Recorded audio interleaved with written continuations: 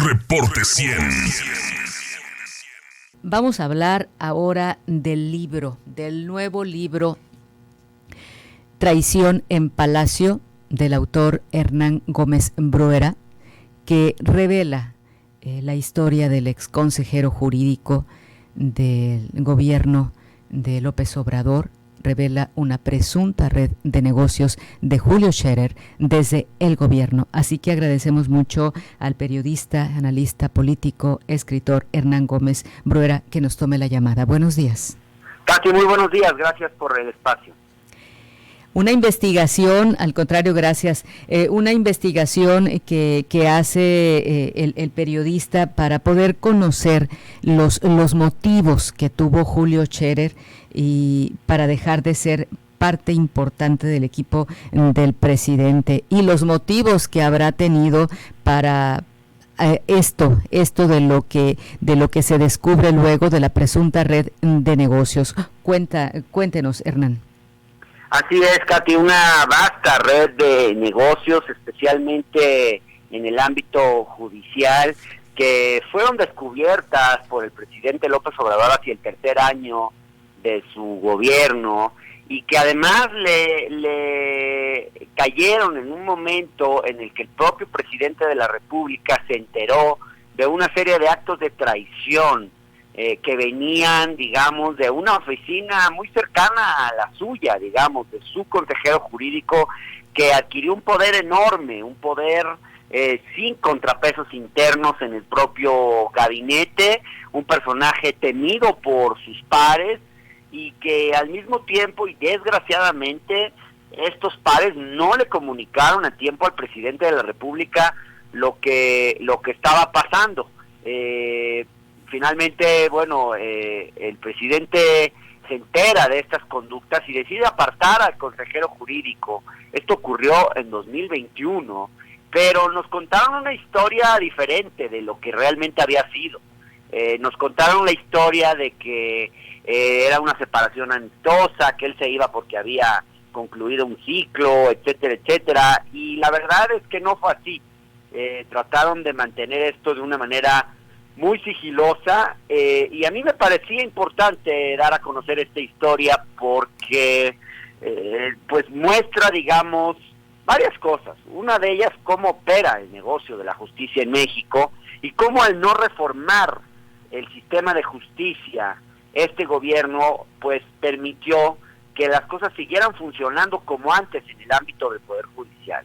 E incluso que este personaje, digamos, movido por una creciente ambición de dinero y poder, operara esa red de negocios a través de una serie de despachos de abogados, de los cuales él ya había sido socio antes, y bueno, pues que llevaban distintos casos y incurrieron en presuntos actos de extorsión, tráfico de influencias, etcétera, etcétera. Hernán, ¿por qué la justicia, bueno, nos señala en el libro de que la justicia es un negocio en México y Julio Scherer pues presuntamente operaba esta red de negocios judiciales? Al ser él el que presuntamente encabezaba esta red, ¿cuál fue el error que cometió para que esta red de negocios judiciales le fracasara? Mira, Katy,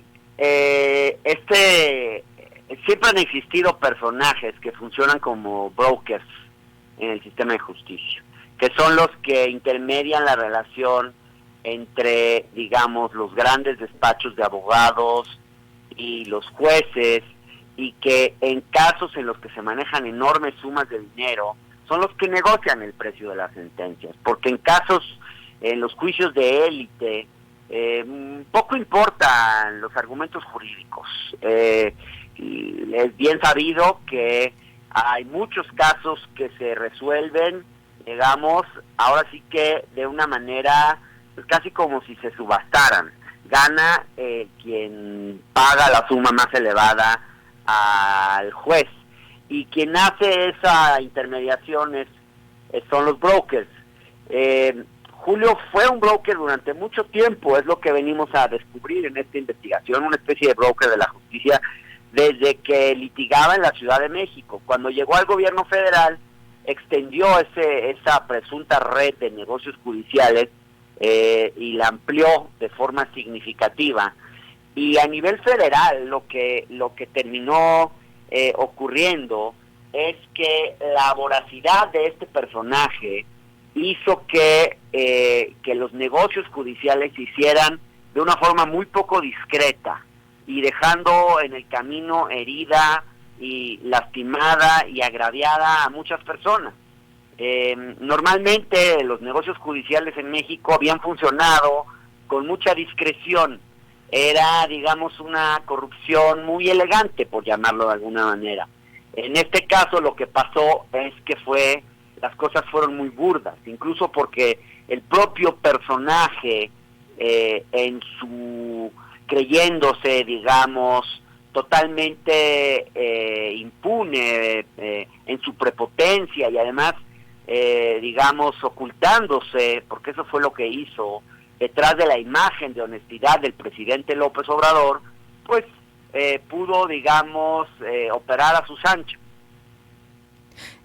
Ahora, Julio Scherer deja de estar ahí en el gobierno, pero ¿la presunta red de negocios sigue?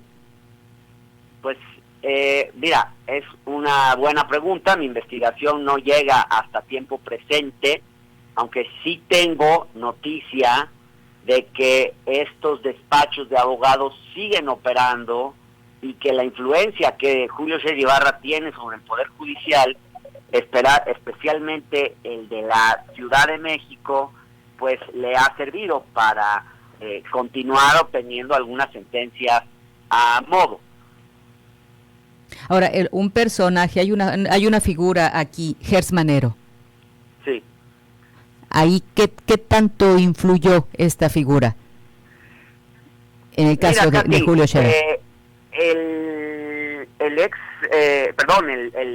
fiscal general de la República tuvo una relación buena con Julio Scherer y le sacaba muchos de sus asuntos porque Julio siempre supo vender sus temas como si fuesen peticiones del presidente, y eso hacía que muchos, que incluso por ejemplo el propio Arturo Saldívar como presidente de la Suprema Corte de Justicia de la Nación, le ayudara en muchos de sus temas, porque el propio Julio Scherer supo, digamos, presentar asuntos como si fuesen prioritarios para el presidente de la República. Utilizó el nombre del presidente de la República. Tenían una buena relación, hasta donde tengo yo noticia, hasta el momento en el que el fiscal general de la República se dio cuenta que Julio Scherer, pues de alguna forma operaba para tumbarlo, para quedarse con su puesto, porque Julio Scherer quería construir un poder transeccional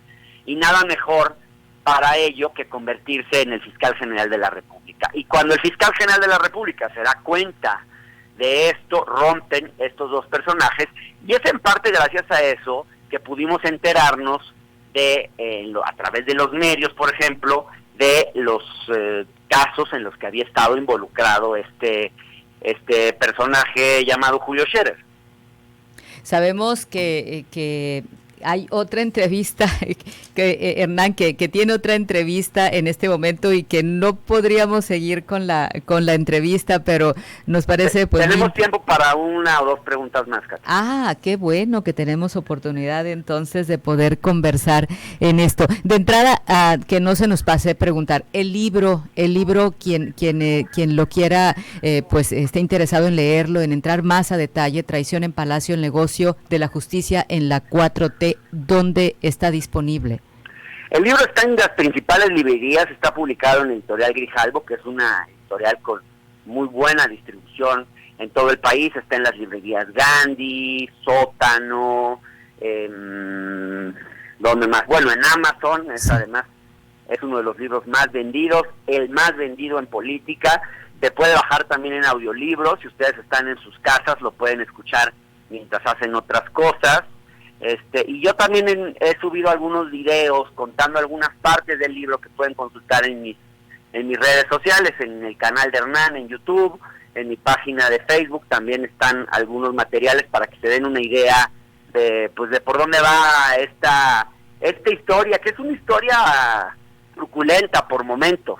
Cuando uno ve cómo opera la justicia en México, se sorprende mucho, y de verdad hay partes, Katy, que creo que al lector lo van a asombrar y le van a dar miedo. Hay partes de verdad que parecen como si fueran ficción, de lo impactantes que son. Por ejemplo, una de ellas la forma en que opera, la forma en que opera el negocio de la justicia, por ejemplo, y la forma en que por ejemplo, Julio Scherer tuvo una absoluta falta de ética. Es decir, en muchos casos, por ejemplo, él utilizó a sus propios abogados, a distintos despachos abogados, de los cuales, digamos, con los cuales tenía esta relación de sociedad, y los metía en los dos lados de un mismo litigio. Así, por ejemplo, un divorcio entre una pareja, digamos, muy adinerada de México, que tenían una disputa por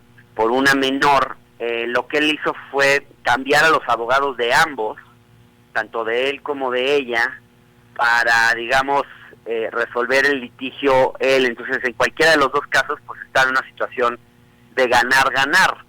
Y al final, el caso se terminó, pues prácticamente subastando a favor de quien pagó más por el divorcio, y así fue como la madre se quedó con la custodia de la pequeña. El padre no puede ver a su hija hasta que sea mayor de edad. Todo esto, Katy, digamos, pagando una enorme suma de dinero, y tú dices, híjole, un padre se queda sin la posibilidad de ver a su hija por una cosa así, digamos, creo que... Y una hija se queda sin ver a su padre. Y una hija se queda sin ver a su padre, ¿no? Pero esa es solo una de las historias. ¿Y dice ahí quién? Más. ¿Perdón? ¿Dice en el libro quién? Sí, se trata de Roberto Enaine y Raquel y San Juan. Que ellos son relacionados con algún asunto político, o más que nada son personas digamos, adineradas, pues. Una familia de la élite mexicana que buscó, digamos, se acercó a Julio Scherer Ibarra, porque también mucha gente se acercaba a Julio Scherer Ibarra por las influencias que tenía.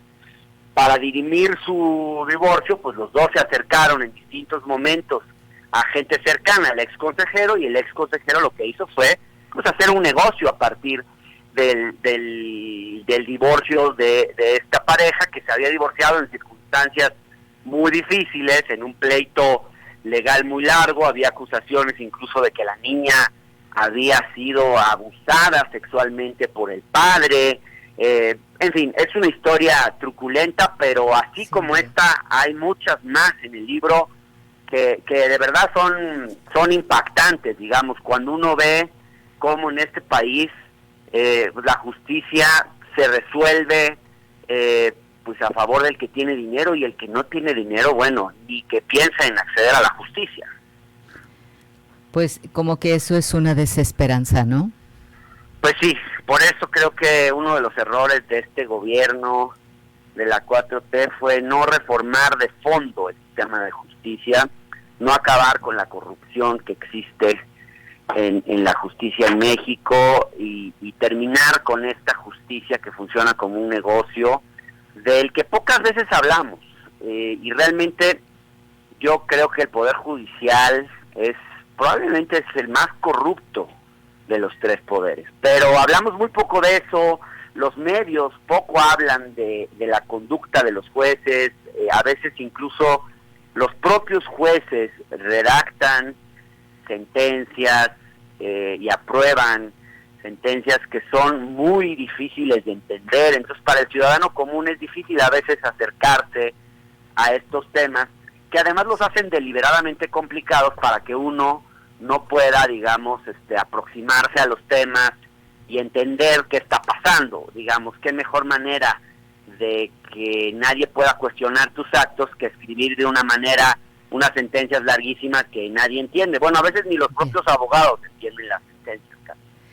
Bien, entonces, Hernán Gómez Bruera, el libro Traición en Palacio, el negocio de la justicia en la 4T, además de poder buscar el libro en redes sociales, ¿cómo le contactamos? Estoy en mi cuenta de Twitter, es @Hernán Gómez B de bueno, y estoy también, está en mi página web, www.hernangomez.com.mx. Ahí están todos mis contenidos y también en mi página de Facebook, en mi fanpage Hernán Gómez. Ahí me pueden encontrar, mandar mensajes y se los contesto. Muchísimas gracias. Muchísimas gracias y buen día, Hernán Gómez. Saludos a todo el público de Hermosillo. Gracias. Reporte 100.